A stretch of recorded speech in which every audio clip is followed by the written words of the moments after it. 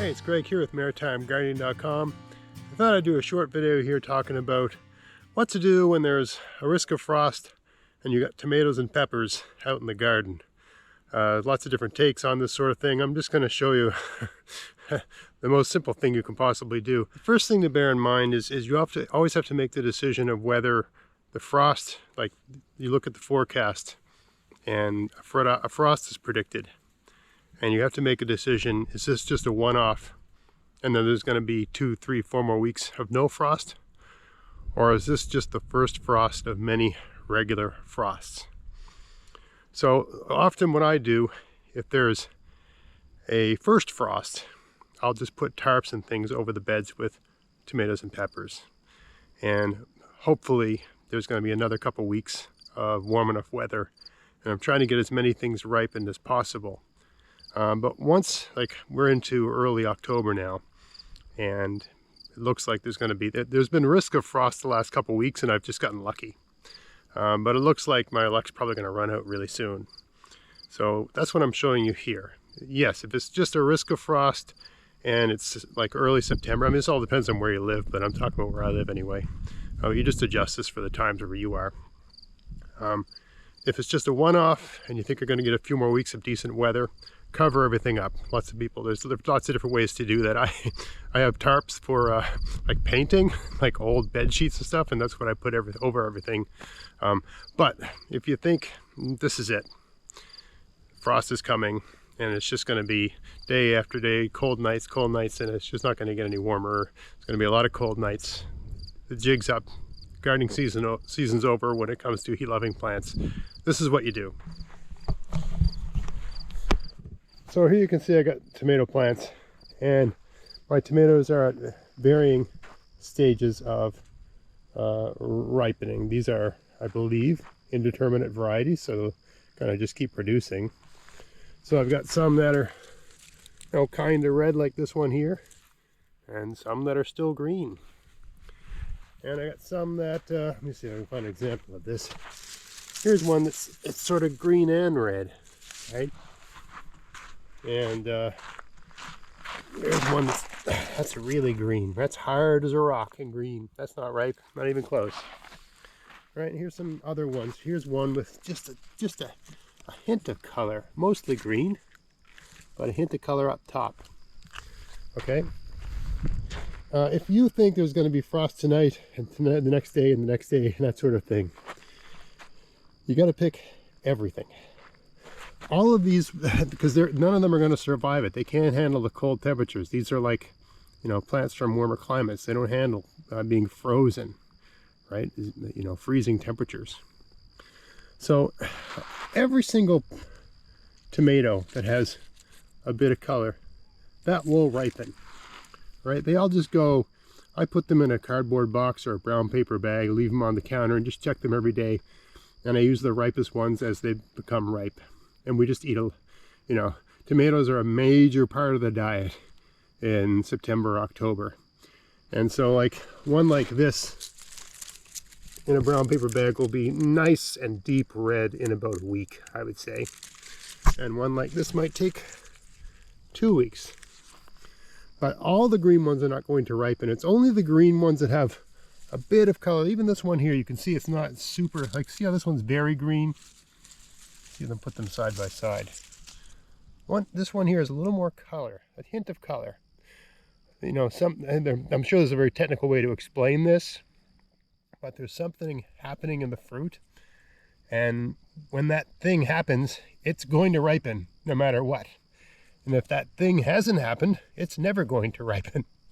Okay, so you pick them all, you bring them inside, you sort them out. Ones have a bit of color, any kind of color at all, and the ones that don't. And you watch the ones that are still green. And some of those will start to get color because that thing, a kind of maturation process, I guess the maturation of the fruit, right? That has happened. And some of them are never going to get any color. Okay, and the ones that don't get color, you just use them to make, you could use, I guess, fried green tomatoes, but I don't like that very much myself. I use them to make a kind of what's called chow, which is it's like a chutney. It's like a sweet and sour chutney that you have with your mashed potatoes, Thanksgiving dinner, that sort of thing. So that's something you can do with all the ones that aren't going to ripen. Everything else will ripen. And I know people are going to talk about, yeah, but you want the vine ripened tomato, and I don't think that makes any difference to flavor at all. That's a sales pitch. Ripe tomatoes taste better than unripe tomatoes. If you taste a tomato and it says it's vine ripened, it probably tastes good because it's ripe, not because it's vine ripened. All of these tomatoes, I mean, I tend to pick them before they're ripe anyway, because I don't want them falling on the ground and getting attacked by slugs. And the more ripe they are, the more susceptible they are to pest attacks. So I tend to pick them sort of half ripened anyway, and just let them ripen on the counter. But believe me, these are like a beefsteak style tomato. These get really, really red in the brown paper bag, and they are delicious. So that's all I do with tomatoes. Same idea for peppers. So here we've got a beautiful pepper garden, probably one of the best crops of peppers I've ever had. Isn't it strange that one of the driest, most drought, most fire, this, for all intents and purposes, this summer was too hot, too dry for where I live. But from a pepper's point of view, it was a fantastic summer.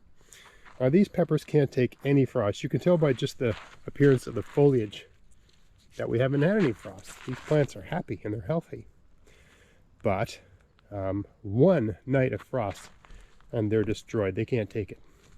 So some of the peppers are still green, and some of them, these are like a sweet pepper, but yeah, here's one. It's got a bit of color, right? You can see that. Actually, it's got some pest damage there, but anyway, that's got a bit of a color. That will ripen on its own, right?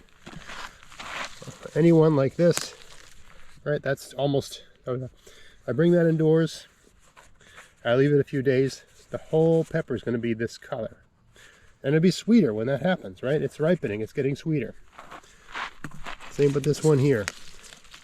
So with the peppers, I bring them all in, right? I pick the green ones too if there's a risk of frost. I think, maybe not tonight, but certainly tomorrow night or the next, some night this week, we're going to have, it's going to be 3 Celsius overnight and a, serious risk of frost. I bring all of these in. There's no point leaving them out. They cannot take the cold temperatures. Some of these green ones will look like this after a week on the counter, and some of them won't. Right? And we just use a lot of peppers in our cooking. I put, that's a lot of plants, right? But I just put everything on the counter. I got an island in my kitchen, and everything, find a way to use everything.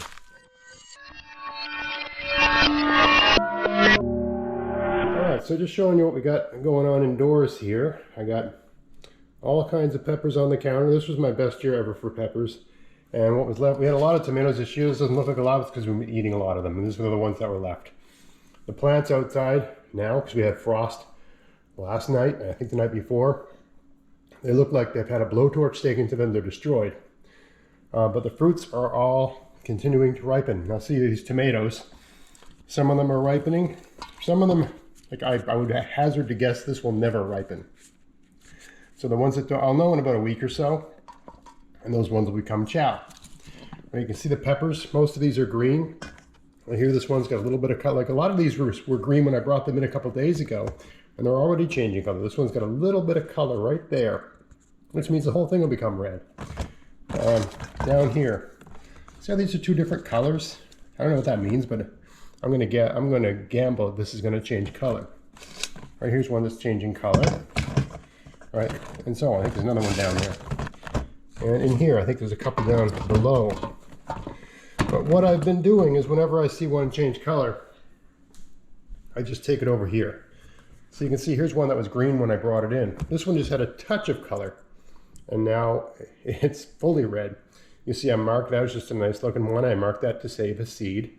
And I picked this maybe almost a month ago. And these keep really well like this, right? So you just have them on the counter. And this looks like a lot, right? But I'll bring some into people at work. But these will all get used. I'm sure there's a way to pickle them or whatever, but I'm not going to. We eat a lot of fresh produce in our house. This will all get used. When it's on the counter like this, you have to use it because it's in the way. So as soon as they change color, I put them over here, and the reddest ones get used in whatever we're cooking. And like, let's say I'm making a stir fry where I'd normally use 1 or 2 peppers because they're expensive at the store. Now I use 3 or 4, right? I can do a whole stir fry where it's like chicken, some aromatics, and a bunch of peppers, right? Just you know, that would normally be a sort of costly kind of stir fry because peppers are not cheap. But right now I can just gorge on these things. So that's what I'm doing. Here's the basil. I picked all the basil that was left. I just put a little jar here with some water. But this all has to be used up very quickly. There's a couple dishes we used ridiculous amounts of basil in. So that's what I do with it. If I had even more, which I picked some earlier in the month, I have a little, you know, way of preserving it, right? Just throw it in the food processor with a little olive oil, some lemon, some salt, that sort of thing. Just whiz it up, right? And you use it in your pasta. I like it in the salad dressing a lot. Like for one salad, I might put a heaping teaspoon of this in with the vinaigrette ingredients. It just gives it this wonderful taste. But you can also use it in you know, various, I usually use it in pasta dishes. I'm sure there's other things you can use it in. But anyway, this is going to be good for a few weeks. In a jar like this will last, it'll start to wilt after a few days. So you have to use it up aggressively. But I can pretty much use almost all of this up in, there's 2 ways I like to use this, just in a pasta with garlic dish. But there's also a kind of Vietnamese soup called Tom Yum soup. It's kind of like a fish soup. I love it. It's a spicy, tomatoey red soup. We got the fresh tomato, with the fresh basil, and you know, you can just use frozen shrimp if you want, but I always have fish around. This will get used. This is like 1 or 2 meals worth of basil, and it'll be gone, right? And that'll be the theme for this weekend. You making stuff like that. There's parsley here, but this doesn't need to be brought in. Parsley's tough. It can handle some frost. The only reason it's here, I know people will ask, I should have taken it out of the camera frame. I was cooking something the other day, asked my son to bring some parsley, and he brought in too much. So whenever I got too much of something like this, you put this in the fridge, you forget about it. You just put it in a little jar with some water, and you know you got to use this. You got about 2 or 3 days to use it up. It's just like a reminder, use that. This is all aspects of, you know, when you have a garden, especially when you have a large garden, you got to use everything. You can go around your neighborhood knocking on doors trying to give stuff away, but in my experience, most people don't want any of this stuff because they don't know what to do with it.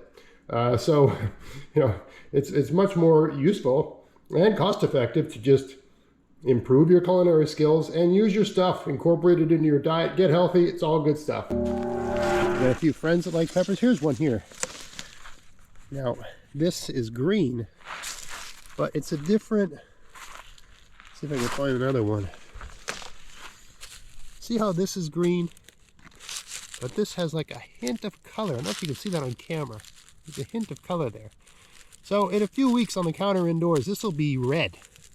This one might still be green, it might be red, I don't know. But this one, because there's that little bit of color, I know that'll be red. Okay, so that's all we do. We just pick them all, bring them in, and use them. Look at those nice ones there. That's beautiful. Look at that. This is a Sweet Italia variety.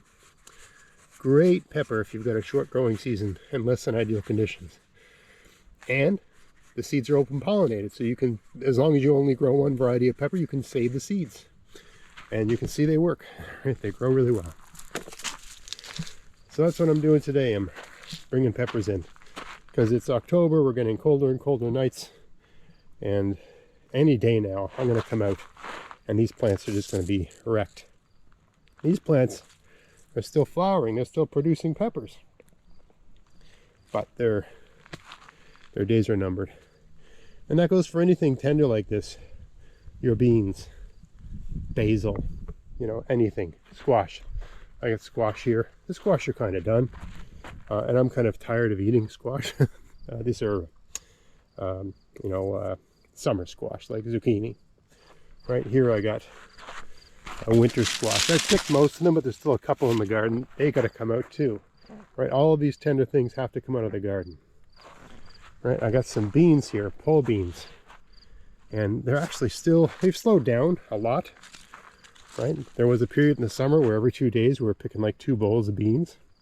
Now they've slowed down, but they are still, I mean, that's a nice bean. They're still producing. Right, so now they're at that rate where like every 3 days I can come out and get some fresh beans, enough for one meal. Whereas before we were freezing and blanching and just swimming in beans. But one night of frost and this plant, this will be wrecked and it'll be all over. And I should say, since I'm out here, just because you're having frost overnight and just because your heat-loving tender plants are sort of done, it doesn't mean other things are done. I got carrots here, nice bed of carrots. They're still growing. They don't mind frost. In fact, the frost improves the flavor. Same with the Swiss chard. They like the frost. Collard greens, they like the frost. Beets is sort of so-so. Once you get some frost, you should probably get your beets out of there and start preserving them.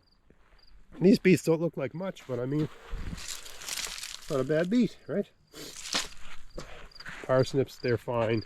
Kale, right? All those, what they're called, crucifers, right? Mustard seed family plants. Brassica is another term for those things. Broccoli, kale, all those things are Brussels sprouts, collard greens, cabbage. They're all fine in the frost. You don't have to worry about those, right? Same goes for your onions, right? Got some onions here. I've been using them up. Every time I need to cook, I bring in about 3 times as much as I need and I use them. But they're okay to leave out in the frost a little bit. You're going to use them up, but they're okay. Anyway, just a quick little video on what to do when there's, you know, really, there's not only a risk of frost, but there's going to be a lot of frost, and the frost is just going to keep coming. If you got peppers and tomatoes and tender plants like that, pick everything you got. They're not going to, one night and they're all going to be gone. You're going to wish you'd gone out and picked them. I know maybe you're tired, or you're kind of had enough, but it's worth it. Pick it all, bring it indoors, and then they're all going to continue to ripen on your counter. If you put them in brown paper bags or a closed up box, they'll ripen faster, but they'll all ripen in their own time. And you've just got this perpetual supply of really good fresh produce right on your counter. You can share it with your friends, give it to your family members, make sauces, preserve it however you want. But if you don't bring it in before that frost comes, it's all going to just turn to mush and you're going to regret it. So anyway, I hope you found that interesting. If you did, please like, share, subscribe. Check out my podcast, maritimegardening.com. Check out my articles at maritimegardening.substack.com. And until next time, get out there, get at it, have fun in your garden. Thanks for watching.